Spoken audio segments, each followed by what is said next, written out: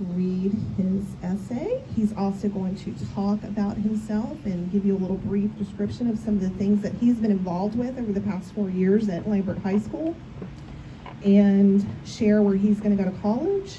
And once he is finished speaking, Katie and I are going to present him with his gift basket and his certificate, and so more photos. Nuno?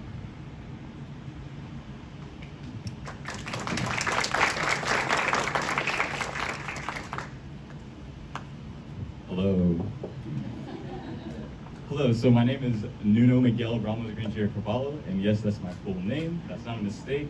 I am born and raised in Portugal, that's why, and I guess us Portuguese, we like having big names because we have big hearts or something. I'm not too sure.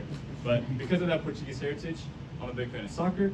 I like watching it, I like playing it, and because of my teenage heritage, I like playing video games as well.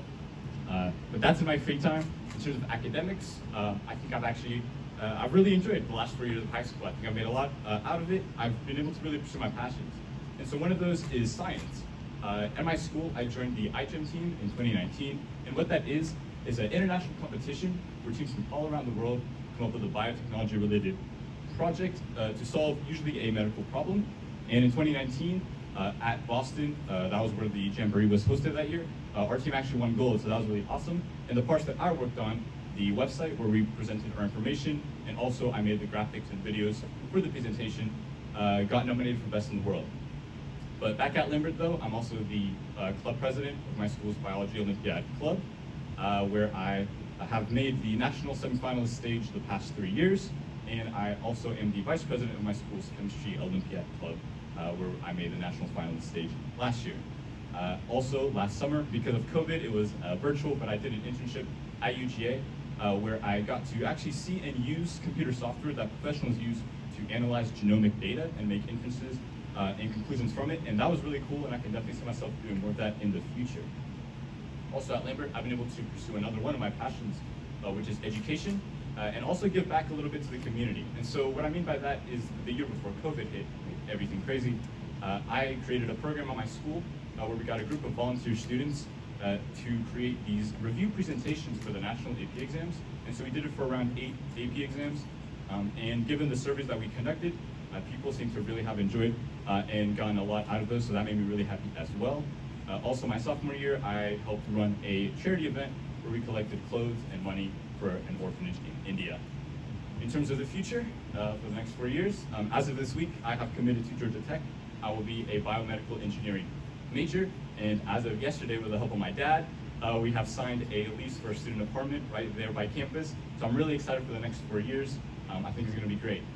But to be up here, to be getting this honor, me and the rest of the students here, we had to write an essay answering this question: how do the combined actions of so many good citizens keep our nation moving forward? And so here's what I wrote. Please fasten your seatbelts while we await takeoff. I remember the creeping anxiety surrounding that flight as the realization of leaving everything behind set in. My father assured me that moving to the USA would be the best opportunity for my family, but my 7-year-old self still had doubts. I was aware of the American tagline as the land of the free and the home of the brave, but I wasn't really sure if these ideas were real, much less tangible. Yet, a decade later, I can attest to this American spirit, and I proudly wear it every day. The phenomenon of American excellence cannot be tied down to just one factor. Throughout its rich history, the U.S. has been blessed with figures who have embodied the American ideals of liberty, creativity, and perseverance as they perfected their craft and left a global impact. For example, Walt Whitman, Louis Armstrong, and even recently, Steve Jobs. Yet, a sports car is not a sports car just because it has shiny paint and a slick design. Its engine must also be top of the line.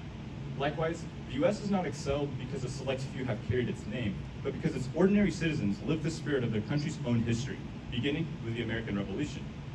Besides the global legacy of the Declaration of Independence and its philosophical basis, the Revolutionary War is also a pivot in human history as the exemplary tale of the underdog story. A young country in unexplored lands resisting abuse and fighting off the biggest empire in world history? A scriptwriter would have difficulty making it sound believable, yet it's become the foundation on which the U.S. operates. The story of the oppressed reclaiming liberty and reaching the highest echelons of success has been instilled into the mind of every American elementary school student as if it was a memory of their own birth. And therein lies the reason for America's excellence. Its citizens act with the same spirit that its founding fathers once fought with. And like the Revolutionary War, the only possible outcome is unprecedented success. As an immigrant, I've experienced firsthand the unique tone underlying everyday life in the US.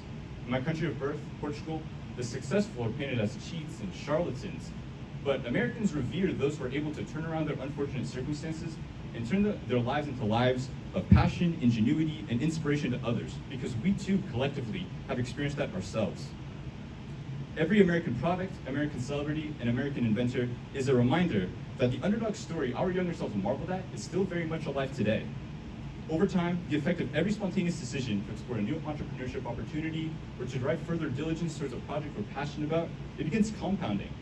When the entire country is composed of citizens that give an extra 10% effort or possess an extra 10% creativity, there's nothing the US cannot achieve led solely by the spirit drawn from the American Revolution. To keep American excellence alive, the heritage that first begot it must also be kept alive. Thank you.